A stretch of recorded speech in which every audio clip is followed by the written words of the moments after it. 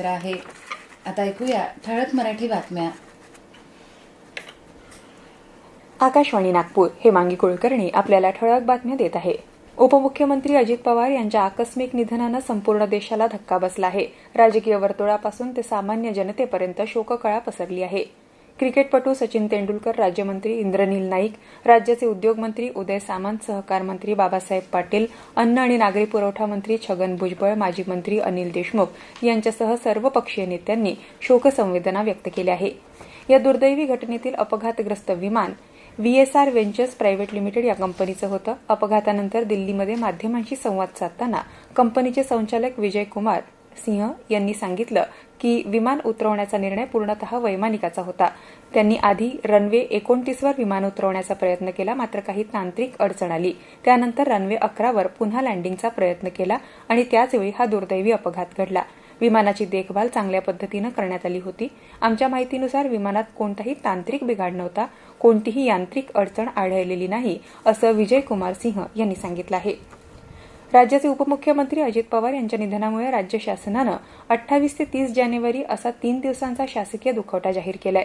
या पार्श्वभूमीवर नागपूर इथं सुरू असलेल्या राज्यस्तरीय बालवैज्ञानिक प्रदर्शनाचा उद्या अर्थात 29 जानेवारी रोजी होणारा उद्घाटन सोहळा आणि सर्व सांस्कृतिक कार्यक्रम रद्द करण्यात आले असून केवळ प्रदर्शन, विद्यार्थ्यांचं मूल्यमापन आणि शैक्षणिक उपक्रम सुरू राहणार असल्याची माहिती आयोजकांनी दिली आहे.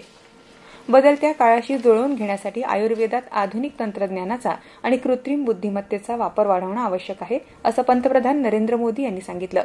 ते म्हणाले की आधुनिक तंत्रज्ञान आणि कृत्रिम बुद्धिमत्ता रोगाचा अंदाज घेण्यासाठी क्षमता वाढवू शकतात आणि नवीन उपचार पद्धती सक्षम करू शकतात. पंतप्रधान केरळमधील आर्य वैद्यशाला चॅरिटेबल हॉस्पिटलच्या शताब्दी समारंभात आभासी पद्धतीनं संबोधित करत होते. न्यूझीलंड विरुद्ध सुरू असलेल्या 5 सामन्यांच्या T20 मालिकेत प्रभावी कामगिरी केल्यानंतर भारतीय कर्णधार सूर्यकुमार यादव ICC पुरुष T20 क्रमवारीत 5 स्थानांनी झेप घेऊन 7व्या स्थानावर पोहोचलाय. एकेकाळी T20 क्रमवारीत अव्वल स्थानावर असलेल्या सूर्यकुमारनं न्यूझीलंड विरुद्धच्या T20 सामन्यांमध्ये 32, नाबाद 82 आणि नाबाद 57 धावा केल्या आहेत, ज्यामुळे त्याच्या क्रमवारीत कमालीची सुधारणा झाली आहे. विद्यापीठ अनुदान आयोगाच्या नवीन दिशानिर्देशांना आव्हान देणाऱ्या याचिकेवर सुनावणी घ्यायला सर्वोच्च न्यायालयानं होकार दिलाय. जाती आधारित भेदभाव या संकल्पनेची व्याख्या या दिशानिर्देशांमध्ये स्पष्ट केलेली नाही, असं याचिकाकर्त्याचं म्हणणं आहे. उच्च शिक्षण संस्थांमध्ये जाती आधारित भेदभाव होऊ नये याकरता विशेष उपाययोजना कराव्या असे सांगणारे दिशानिर्देश विद्यापीठ अनुदान आयोगानं नुकतेच जारी केले आहे. याबरोबरच हे ठळक बातमीपत्र संपलं. या पुढील ठळक बातमीपत्र रात्री 8:42 ऐकता येईल. नमस्कार.